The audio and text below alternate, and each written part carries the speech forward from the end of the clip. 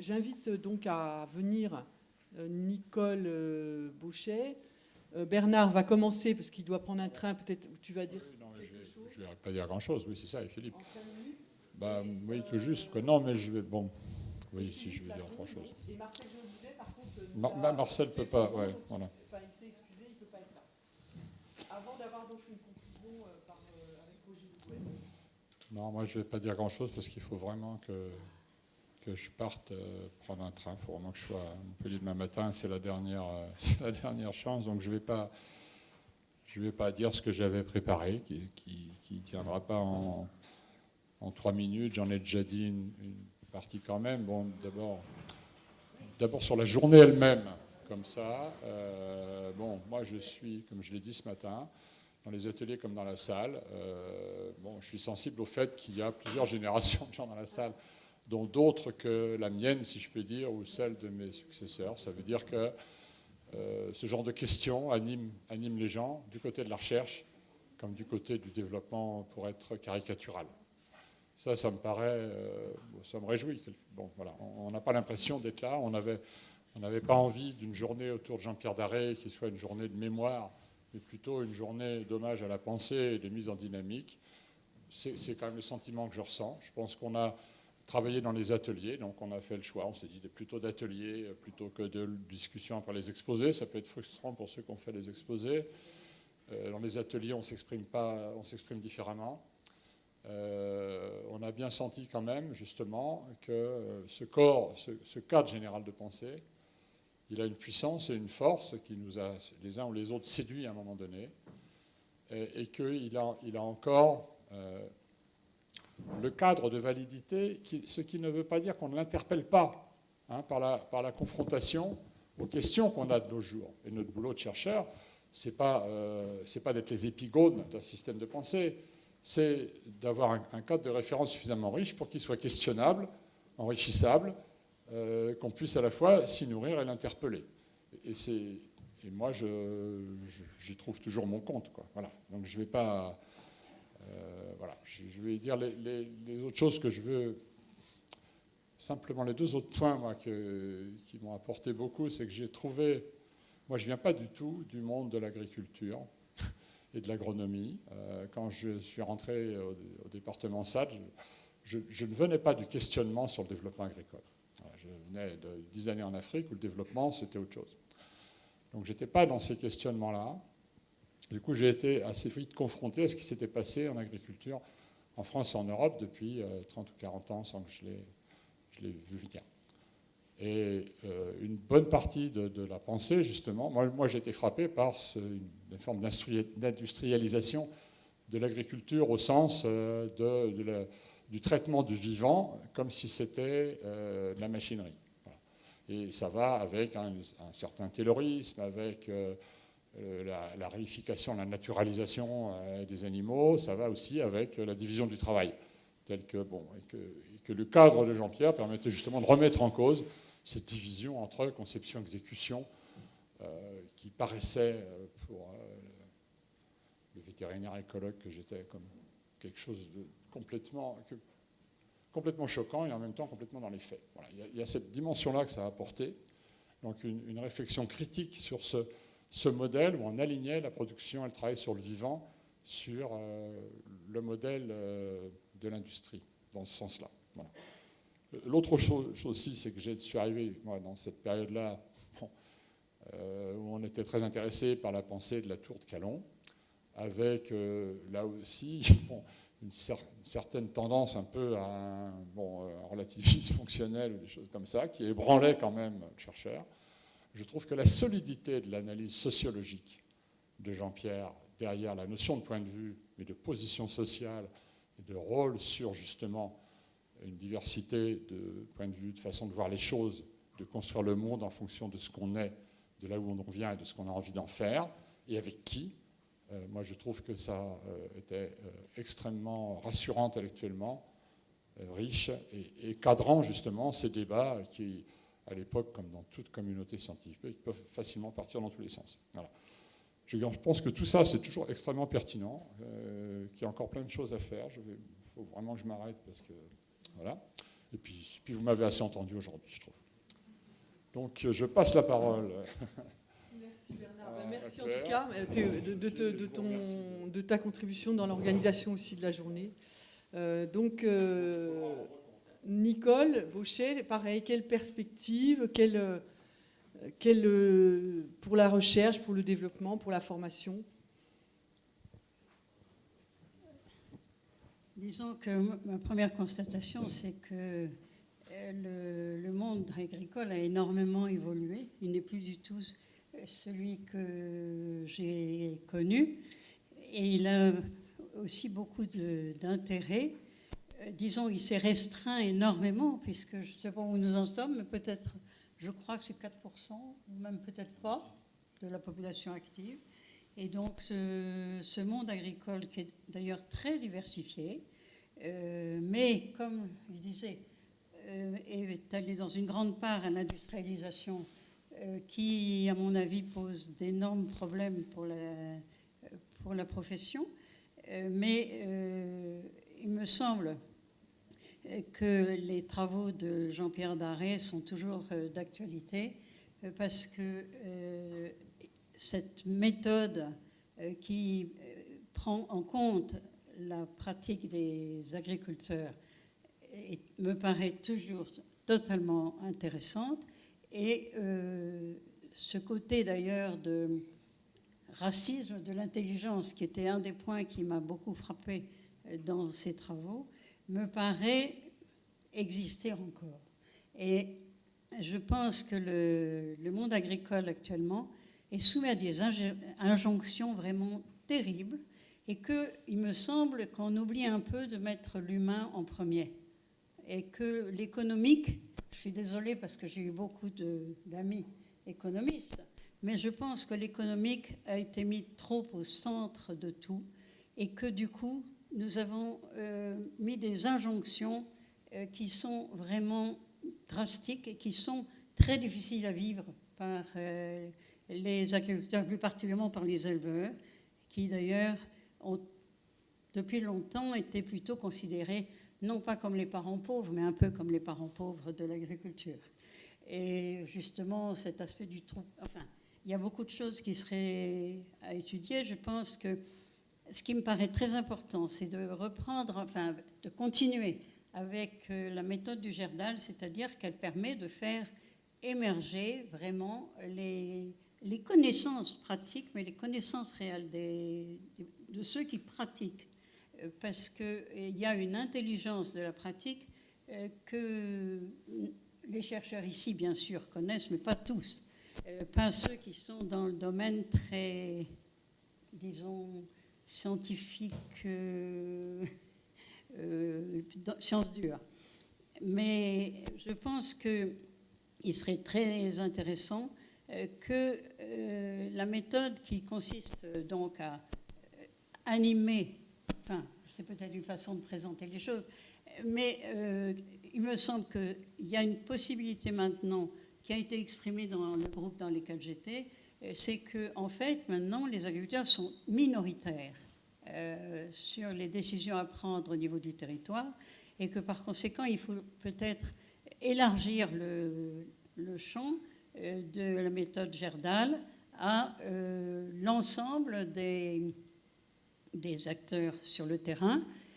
Et puis, il y a une chose qui m'est apparue, c'est que tout de même, maintenant, vous êtes confrontés à l'arrivée d'Internet et de toute la possibilité qu'il y a de passer par ce système pour les agriculteurs, pour tous les opérateurs, que ce soit d'ailleurs les agriculteurs, mais aussi les consommateurs, mais aussi les élus, tout le monde a ça, et que la constitution des réseaux me semble un peu plus difficile actuellement, mais qu'il me semble que ce serait intéressant que la réflexion porte sur comment va-t-on utiliser ça de façon intelligente, c'est un grand mot, mais de façon à ne pas laisser l'humain de côté. Et ça, je demande à tous ceux qui sont là de bien remettre l'humain, si possible, au centre de nos préoccupations et de résister aux injonctions de l'économique.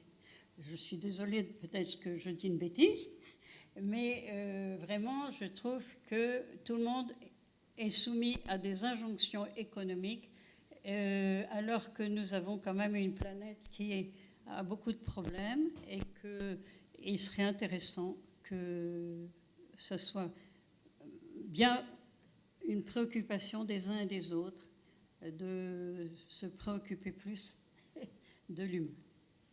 Et des animaux, bien sûr, du vivant, comme il disait, parce qu'on oublie un peu que nous sommes tous des êtres vivants et que nous avons besoin d'avoir autour de nous des vivants.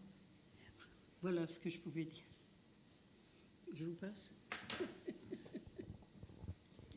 Je vais essayer de ne pas défendre les injonctions économiques, bien que je sois en partie payé pour le faire. Mais je voudrais d'abord vous faire part d'un sentiment. Je trouve que cette journée a été le signe de la vitalité de la pensée de Darré. Non pas que... Enfin, nous avons de l'amitié pour lui, pour la plupart, mais ce qui nous intéresse ici, c'est son œuvre. Et je suis heureux que certains membres de sa famille aient pu assister à cette séance.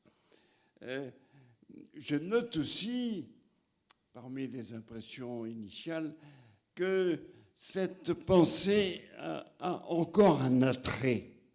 Et à mon avis d'ailleurs, vous le verrez peut-être dans mon intervention, l'attrait est plus fort que ce qui est apparu dans la journée.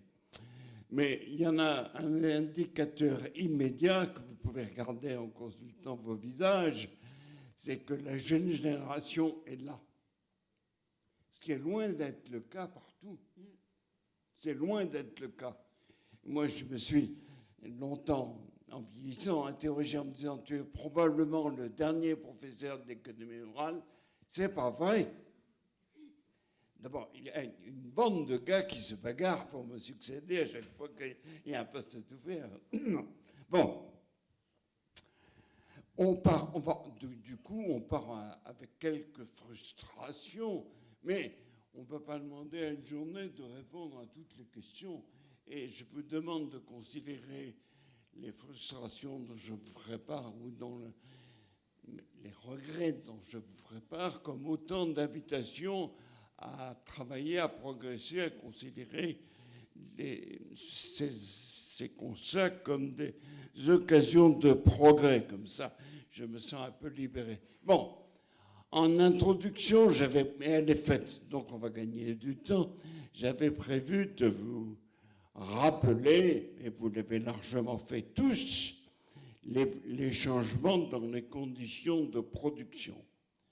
Donc, je ne vais pas les détailler. Pensez à l'international, pensez au territoire, pensez à la consommation, pensez à l'environnement, pensez à la qualité. Et contentons-nous, pour ces conclusions, de noter les conséquences de ces changements.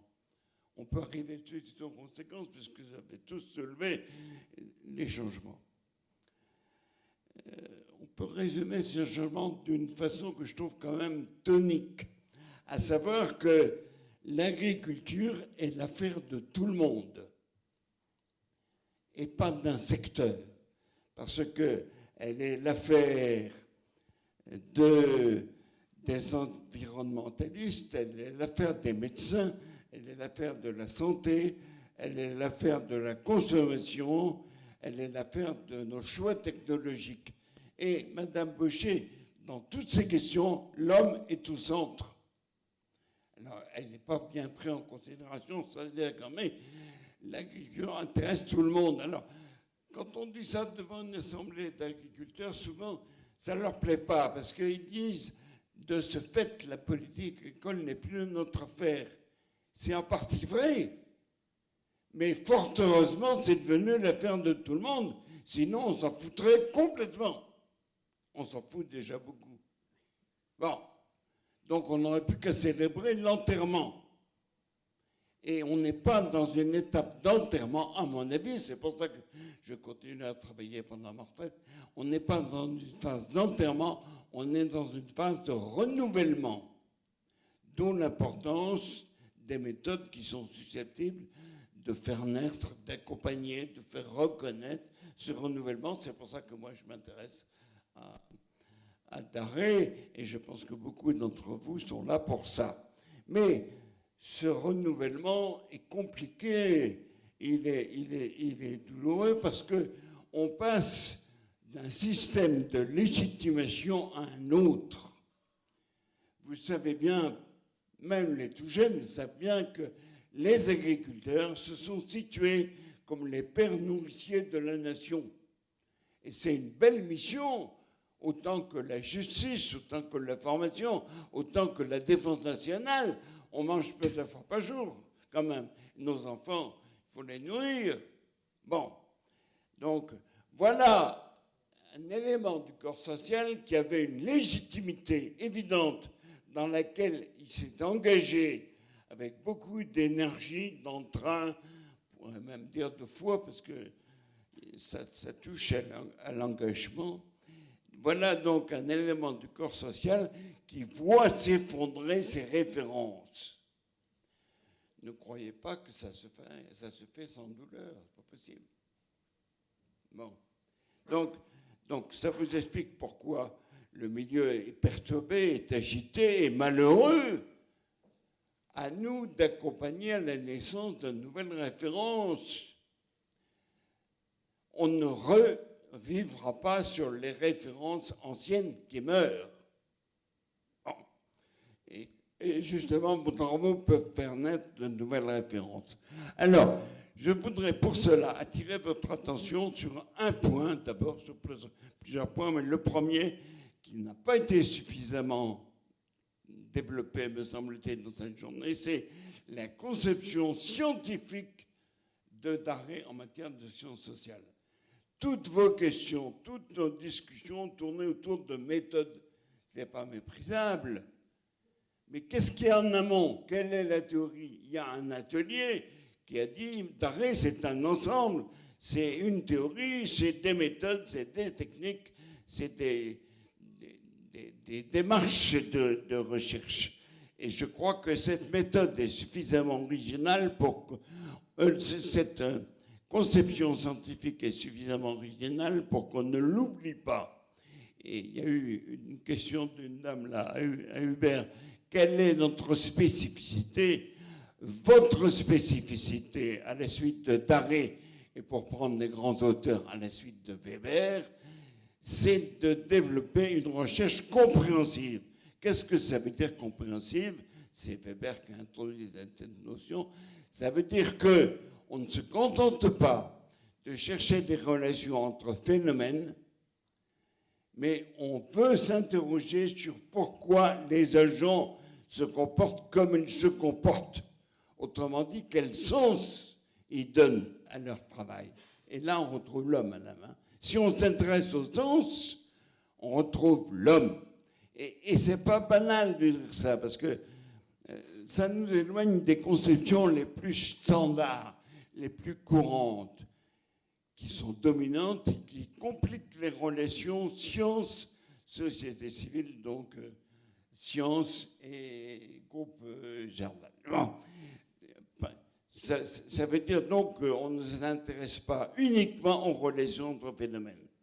Ça veut dire que la détermination du comportement des individus ne résulte pas des conditions matérielles ou de l'intérêt. Elle résulte, la détermination du comportement résulte du sens que les individus accordent. Et Hubert disait ça avec d'autres mots il y a quelques instants, et c'est pour ça qu'il est venu à s'intéresser à la sociologie. Bon, pour vous montrer toujours la spécificité de cette démarche, j'ajoute que les individus, dans cette vision-là, ne sont pas des instruments de l'histoire ou des structures. Ils ont un champ d'initiative que vous mettez en évidence dans l'analyse des groupes. Et le sens n'est pas irrationnel. Si vous ne comprenez pas le sens, c'est vous qui êtes irrationnel. Donc moi je dis aux jeunes chercheurs que j'ai formés, il la salle, je suis content de les voir. Quand vous ne comprenez pas, ce n'est pas l'agent qui est irrationnel, c'est vous. Travaillez et comprenez le sens. Après, vous aurez compris la rationalité à l'œuvre. Donc, vous aurez fait le travail scientifique. Et pour vous montrer l'originalité de cette démarche par une dernière formule, vous remarquerez que les significations qui sont diverses, qui sont évidemment subjectives, on n'a pas la même signification, même compréhension du sens, ou même visée du sens. Madame Boucher et moi-même, si on est à la même table et qu'on a plusieurs à discuter, n'est-ce pas? Bon. Malgré ce, ces visions du sens sont objectives. Elles deviennent des faits. Sinon, vous considérez les acteurs comme des irrationnels, des imbéciles ou des fous que vous serez prêts à mettre en tôle parce qu'ils sont fous dans des hôpitaux psychiatriques. Les exemples historiques qui vous viennent en tête, bien sûr. Bon. Alors, cette vision des choses repose sur une hypothèse forte que j'aimerais que vous compreniez. Je m'appuie sur des formules des professeurs Lemery et Compagnon, mes collègues, vous voyez, une solidarité professorale. Ça veut dire qu'on fait confiance à l'autonomie cognitive des agents. Un peu jargonneux, je vous l'accorde, mais on fait confiance à ce que disent les agents de leur compréhension du sens de leur action. Tous les sociologues ne sont pas d'accord avec ça. Donc, si vous avez besoin de montrer votre spécificité, en voilà une spécificité, une de plus. Bon, ce sens donne lieu à différents points de vue, et là on retrouve une terminologie qui vous est familière, mais ce qui signifie qu'on a différents points de vue sur la même réalité. Et comme le disait Jean-Pierre à propos des vaches du Ternois, la vache, pour un zootechnicien, même zootechnicien comme Hubert ou comme M. Vasseur ou comme Benoît, la vache n'est pas la même pour le chercheur, fût-il ouvert, comme ceux que je viens de citer, qu'elle n'est pour le praticien. Et quand on nous dit, quand Daré nous dit, il faut repérer les univers de pensée, c'est pour situer les objets et leur sens, le sens qu'ils leur donnent. Bon. Alors moi, ça me paraît très novateur. Je ne sais pas si vous partagerez cette vision, cette caractérisation. J'y vois deux intérêts. D'abord, c'est la démonstration qu'effectivement, on est en présence d'une démarche qui est antiraciste de l'intelligence. J'attire votre attention, mesdames, messieurs, sur le fait que vous vous êtes peu intéressés à l'univers des chercheurs, faisant l'hypothèse que cet univers était celui de l'intelligence. Il est peut-être aussi celui du racisme. Gardez ça à titre d'hypothèse désagréable, j'en conviens, mais suffisamment provocante pour que vous vous en rappeliez, je pense.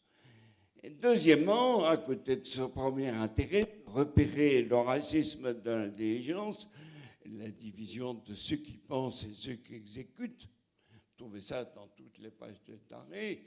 Le deuxième intérêt, c'est que ça éclaire les problèmes du développement agricole en confrontant différents points de vue, en essayant de médiatiser différents points de vue. Notez enfin une autre spécificité.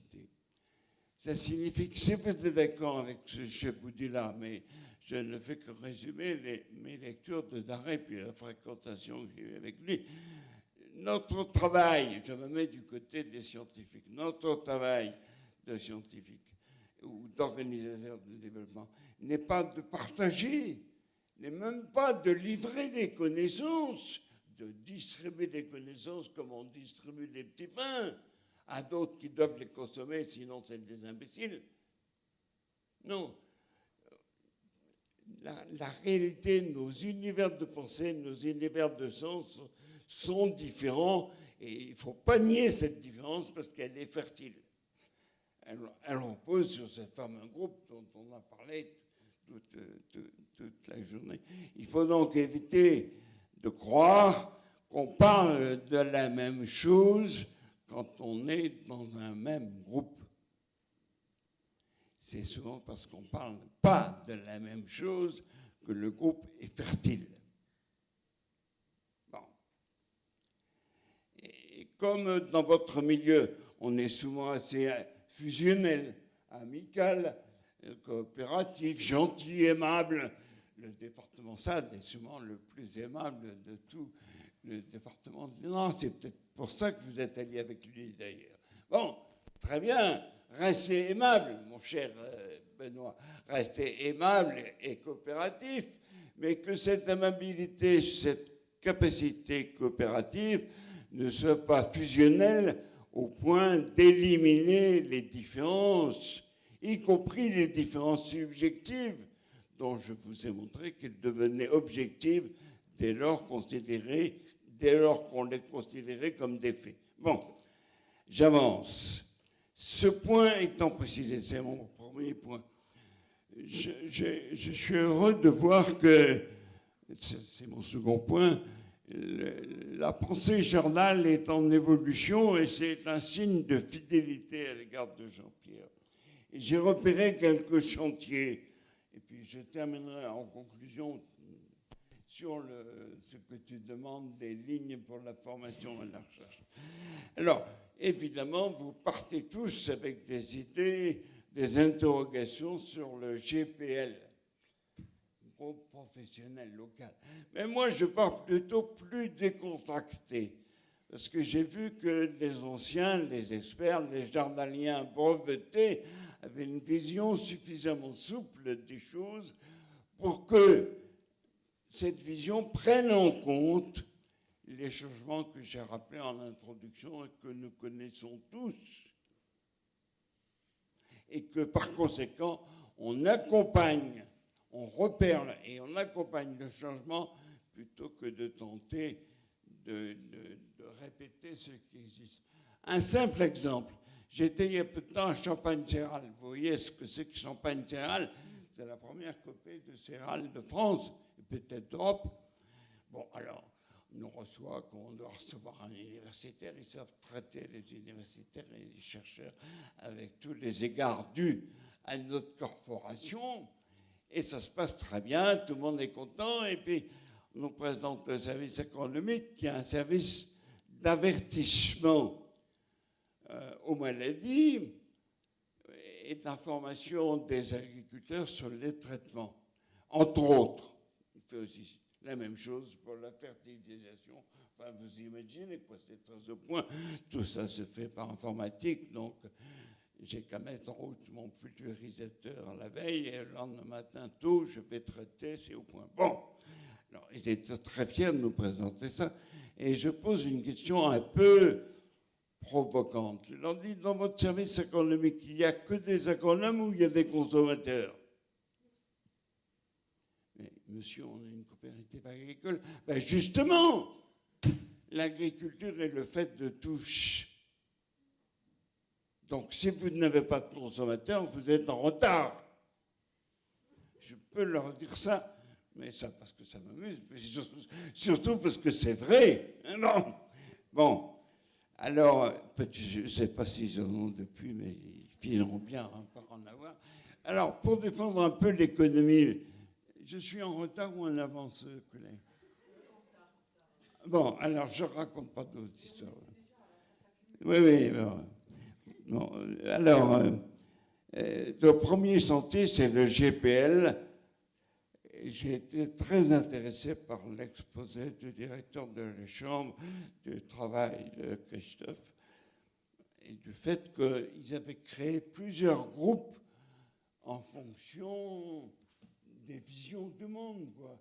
Ne demandez pas à un élu local d'avoir la vision d'un jeune agriculteur qui s'installe et inversement. Pas possible. Bon. Deuxième thème de travail, me semble-t-il, c'est, enfin, je crois que là, il faudrait que je travaille moi-même un peu plus, c'est l'élaboration des points de vue. Vous en parlez tous, mais dans les ateliers, il y a peu de points de vue autres que le vôtre qui étaient exprimés. Et ça a été dit dans notre groupe, ça a été repris par M. Vasseur, je crois. Du coup, on parle de problèmes. On parle de problèmes que le président de la Chambre vous confie ou le directeur de la Chambre vous confie quand vous êtes un jeune ingénieur recruté. Mais ça veut dire que vous faites l'impasse sur l'élaboration du problème et que vous pouvez vous mettre, j'en ai parlé avec Le Guen au repas, à partir des prétendus besoins.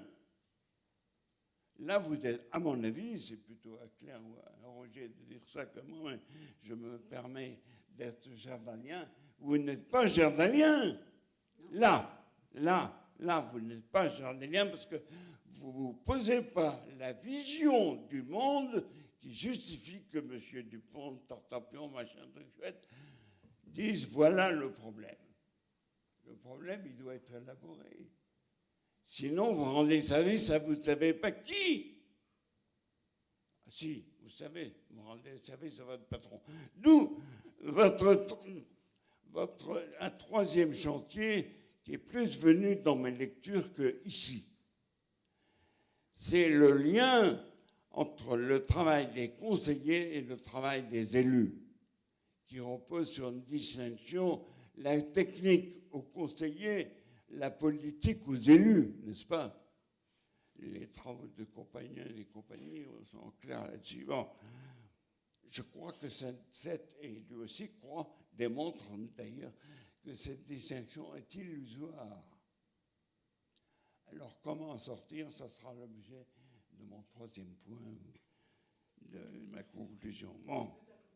Oui, conclusion, d'accord. C'était un autre thème de chantier. Il y a un dernier thème de chantier que je voudrais aussi partager avec vous, parce que je l'ai vécu. J'ai été président du comité d'évaluation de COP de France. Donc j'ai vu un peu de cet observatoire-là ce qu'était le CASLAR. Je n'ai pas le temps de le définir, vous savez tout ce que c'est, je pense, et à quoi il servait. Il y a peut-être Fabrice Treffut dans la salle qui est aussi intéressé par cette question. Je crois que le CASLAR, c'est mieux que l'ANDA. Ça, oui, je vois que vous avez l'expérience. Mais ça reste epsilon. Ça reste très modeste. Donc, je pense que le lien, on peut dire les choses autrement, entre le local et le global devrait retenir l'attention du jardin un de ces jours. Parce qu'on est bien dans le local, il fait chaud, on se connaît tous, on est gentil, on coopère. Bon, on prend les problèmes dont on sait qu'ils sont là, et ce qui est souvent le cas, mais au niveau national. Je crois que ça mériterait qu'on réfléchisse au mode de reconnaissance et d'incitation des travaux du genre des vôtres, pas uniquement les vôtres. Moi, je suis quand même assez frappé, c'est pour ça que je continue à observer et à travailler. Je suis frappé du nombre d'expériences alternatives. Vous avez lu sûrement le bouquin du journaliste là, qui s'appelle Vincent, je ne sais plus comment, Vive l'agro-révolution. L'agro-révolution française, vous l'avez vu. Voilà que même les journalistes modernes s'intéressent à l'agriculture. Ça fait longtemps que le monde n'a plus de journalistes agricoles depuis... j'ai oublié son nom. Depuis longtemps, oui. Oui, depuis le Figaro, pareil, pourtant. Bon.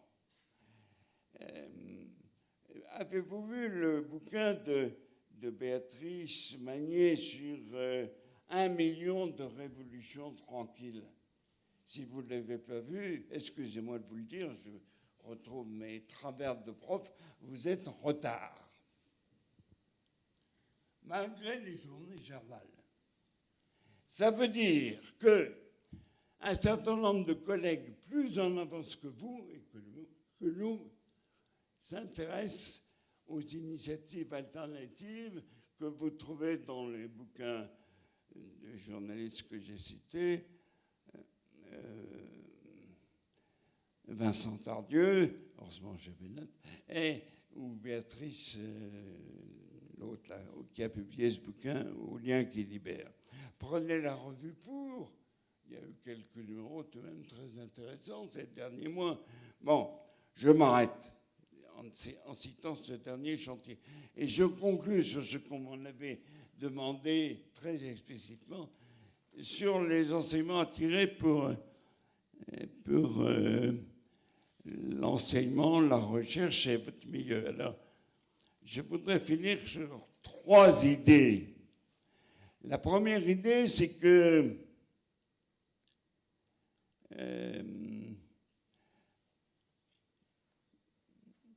il y a toujours plusieurs solutions.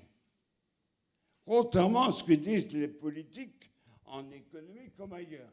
Et en économie, là, c'est ce qui fonde votre critique, Madame Bauchet.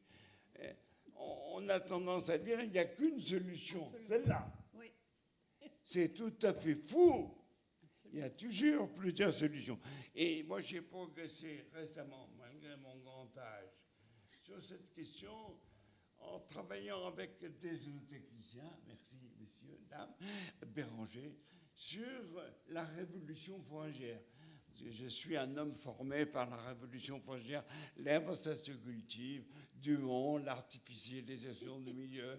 Et quand je suis arrivé à l'ENRA, j'ai entendu un inspecteur général, donc j'ai oublié son nom, mais peu importe, dire enfin les éleveurs vont avoir des semences certifiées de fétuque, de luzerne ou de gras. Il n'y aura pas que les céréaliers qui profiteront de la révolution semencière et de la génétique. Et le gars, il avait déjà 70 ans, mais il était très content et sincère. C'était sa vision du monde. Bon. Or, en travaillant avec Béranger dans le cadre du comité d'histoire de l'INRA, on a étudié cette période, on s'est aperçu que c'était objet de débat. Et Dumont, je regarde le zootéticien, je crois que vous êtes le dernier ou l'avant-dernier dans la salle, Dumont, champion de la culture de l'herbe, a eu des opposants qu'on a balayés. Et ces opposants renaissent. C'est l'heure, d'accord. Ces opposants renaissent difficilement, mais au moins ils renaissent dans le milieu académique en faveur de la gestion des prairies permanentes. Et Pochon est peut-être l'héritier de ces gens-là. Bon, ça c'est première observation, il y a toujours plusieurs solutions. Et pour comprendre ces solutions, qu'est-ce qu'il faut faire? Il faut étudier la naissance des techniques. Sinon, vous croyez évidemment qu'il n'y a qu'une solution. Quand les profs de l'agro vous disent tout ça, que les départements de l'INRA disent tout ça, c'est pas ce qu'ils font, hein, mais ils l'ont fait. Nous l'avons fait. Bon, ben, vous finissez par le croire. Donc, il faut faire de l'histoire des techniques et repérer les moments où il y a eu débat et où une tendance l'a emporté. Pourquoi? Voilà. Bon, ça c'est le premier point qui touche la formation, des agros, c'est mon public habituel, ou des universitaires, qui sont aussi mon public, ou des conseillers. Qui est capable de faire l'histoire des techniques agronomiques? Un peu les profs de Lyon, là, autour de Maillot. Bon. Morisot, sans doute, un peu aussi. Bon. Mais enfin, ils ne sont pas présents, ni chez vous, ni dans mon école, ni dans aucune école agronomique. Bon, je termine là-dessus. Tu dis? Oui. J'ai 2 idées que je ne fais que citer pour finir. Deuxièmement, je pense qu'il faudrait trouver le moyen de lutter contre la domination économique, certainement, la domination individualiste, au profit d'une vision plus coopérative et collective. Et ça, vous en êtes convaincu. Et la troisième idée que je voulais dire, mais je ne vais faire que la citer, il ne me paraît pas exclu que le milieu du développement agricole meurt d'essoufflement, de manque de crédit, de lassitude. D'ailleurs, je note que, heureusement, il y a des bouquins de Claire et les 2 bouquins de Linois, mais il n'y a quand même pas beaucoup de monde passionné. Et les gens partent à 5h30 parce qu'ils vont faire autre chose. Donc la passion est modeste, vous voyez. Et je pense qu'il serait intéressant que vous réfléchissiez à la constitution d'un milieu qui s'intéresse à ces questions.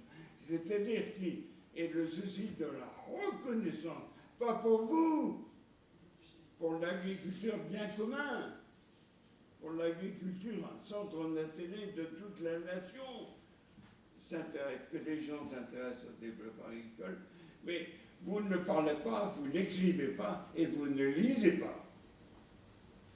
Alors écoutez, hein, vous ne plaignez pas, quoi. Vous êtes un peu comme les paysans bretons qui gueulent comme des bons maintenant, alors qu'ils ont traité tous leurs collègues français, producteurs de beurre ou producteurs de lait, comme les mécanismes économiques les traitent maintenant. Ils gueulent parce que c'est leur tour de sauter, mais ils en ont fait sauter un petit paquet. Un petit paquet, hein. Moi, je connais bien le porc, parce que ma famille est productrice de porc. Combien il y a de porc, de producteurs de porc 10 000, 20 000, quelque chose comme ça. Bon, je suis du Sud-Ouest, rien que dans le Sud-Ouest, il y en avait 50 000 après-guerre. Bon, alors quand on a pris parti pour des mécanismes, je vous rejoins, madame, on ne peut pas rouspéter le seul jour où il vous transforme en victime, alors que vous avez été l'auteur de la victimisation des 20 000 qui ont déjà dégagé. Voilà, donc réfléchissez donc à la façon de constituer un milieu. Cette journée pourrait en être le lieu de naissance. Merci. Voilà, mais tu nous dis en fait de continuer à nous intéresser à l'agriculture comme un objet et comme à la fois des personnes qui méritent donc à la fois recherche et attention. Je voulais juste dire une chose, oui, c'est justement ce qui me paraît intéressant comme piste, mais je ne sais pas si c'est pour le Gerdal ou pas, c'est justement tous les gens qui ont résisté. Et pourquoi ont-ils résisté? Je parle notamment des gens qui ont résisté avec les races locales et qui ont maintenant l'honneur d'être ceux qui ont conservé la biodiversité. Et donc je voudrais dire que ça peut être très intéressant, je ne sais pas si c'est intéressant pour le Gerdal, mais de travailler sur qu'est-ce qui fait que des gens ont résisté à une pression presque complète de tout le milieu du développement, de la recherche et compagnie. Juste une petite comme ça. Bien, je vais peut-être cette fois-ci conclure très rapidement notre journée. D'abord en remerciant toutes les personnes, les techniciens, les intervenants, les animateurs et bien sûr les participants, au moins tous ceux qui sont restés jusqu'au bout. Enfin bon, c'est une plaisanterie parce que les contraintes étaient là pour beaucoup d'entre nous. Ce que je voudrais également dire, c'était que derrière ces personnes, l'INRASAD, AgroCampus Dijon et la MSH sont également à remercier, je pense, pour leur accueil et pour leur implication dans l'organisation de cette journée. Ensuite, bon, ce que je voudrais dire aussi à titre personnel, c'est-à-dire que cette journée montre que l'œuvre de Jean-Pierre est quand même une œuvre qui reste, je crois, extrêmement intéressante à la fois au plan théorique et méthodologique pour tous ceux qui font de la sociologie, mais aussi plus largement pour tous ceux qui s'intéressent à la fabrication de la pensée, aux configurations sociales qui l'environnent et à l'articulation de ces différents systèmes de pensée. Et je crois que, pour reprendre ce que disait Philippe, il y a une chose à faire qui est primordiale, qui n'est pas facile, mais c'est de lire ce que Jean-Pierre a publié, de lire ses livres, qui sont tout de même nombreux, en tout cas qui sont conséquents. Et je pense qu'il faudra qu'on essaie de diffuser sa bibliographie et peut-être de donner accès à ces livres pour tous ceux qui le souhaitent. Certains ne sont peut-être pas très faciles à trouver aujourd'hui. Enfin, en tout cas, Jean-Pierre a été, je pense, un chercheur à la fois très impliqué dans les recherches au CNRS, à l'INRA et ailleurs, et en même temps pour reprendre un terme un peu jargonnant au niveau sociologique, je dirais que c'est quelqu'un qui a toujours été un marginal séquent en même temps. C'est-à-dire qu'il était dans le système de la recherche, mais il est resté en permanence indépendant et il était engagé, je dirais, dans d'autres mondes que la recherche spécifiquement. Il a gardé son indépendance et toutes ses capacités heuristiques, je dirais, jusqu'au bout. Et c'est suffisamment rare, je crois, au moins en sciences sociales, pour être souligné. Alors, qu'est-ce que nous allons faire de cette journée? Pour aller rapidement aux choses, je dirais qu'on va essayer donc de reprendre les exposés, les réflexions en atelier sous forme de mise à disposition de fichiers donc, vidéo, particulièrement donc, pour les participants, mais aussi essayer de reprendre cette journée pour en faire une forme de publication qui reste encore à préciser ultérieurement, pour en particulier d'autres que les participants, et qui demandera sans doute pas mal de travail. Ensuite, pour le Gerdal, je pense que cette journée recouvre un certain nombre d'enseignements. Je dirais d'abord qu'il y a une sorte de décalage là, qui s'est affirmé, en tout cas pour moi, entre d'un côté le capital théorique, le capital de démarche, d'expérience qui a été progressivement accumulé depuis 30 ans, et d'autre part bon, les expériences, les réflexions, les questions de plus jeunes, de jeunes chercheurs, animateurs, formateurs aujourd'hui. Et je pense que là, il faut qu'on travaille sur cette interaction, parce que souvent, en fait, nous avons dit qu'il fallait rajeunir, élargir les participants au Gerdal, mais jusqu'ici, en tout cas, nous n'avons pas vraiment œuvré pour cela. Et cette journée montre que la mise en rapport de ces deux dynamiques serait certainement riche. En tout cas, c'est une sorte de chantier sur lequel on devra travailler. Je pense que les bases actuelles du Gerdal sont fragiles néanmoins sur le plan humain comme sur le plan financier. Donc il faudra essayer de développer des recherches associées avec des équipes extérieures, tant dans le domaine de la recherche que de l'enseignement supérieur. Et non seulement pour avoir des moyens de faire vivre le Gerdal, bon, ce qui est un objectif que, bien sûr, nous trouvons légitime, mais surtout, en fait, pour développer, faire vivre une conception de la recherche qui n'est pas tellement répandue partout, à savoir que des expériences de recherche soient discutées en termes de recherche pour l'action dans un lieu d'échange qui reste aussi libre que possible, entre des points de vue qui soient aussi divers que possible, et qui inclut, comme une jeune intervenante l'a dit tout à l'heure, bien sûr, davantage les points de vue des agriculteurs eux-mêmes, qui les fassent sans doute davantage participer à nos débats.